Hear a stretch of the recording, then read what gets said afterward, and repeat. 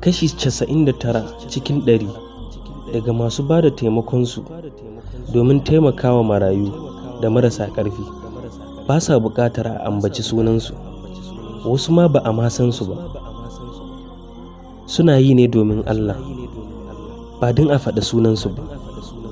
Amma ba zan iya yin shiru ba tare da na mika saƙon godiya ta ga Alhaji Lawal Garba, CEO, Trouble International Aviation, Captain Aliyu Ahmad Aliyu, Founder, Sabrina Eye Care Foundation, Dr. Asma'u Musa Adamu, Injiniya Muhammad Mustapha, Hajiya Habiba Abdullahi, Hajiya Aisha Isiyaka, magajin garin Nasarawa, Hajiya Husaina Isiyaka, Hajiya Hauwa Abubakar, Muhammad Kabir Jibrin, Injiniya Aliyu Zaid, Iqra International Academy.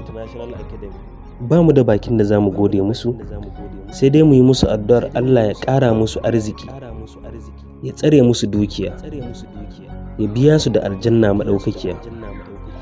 Ba su kaɗai ba, da duk waɗanda ke fafutukar ganin sun taimaka da abin da Allah ya hore musu, komai ƙanƙantansa. Muna fata duk abin da suka bayar ya zame musu guzuri da zai kai su ga aljanna maɗaukakiya. Allah ya sa mu dace. Amin, summa amin.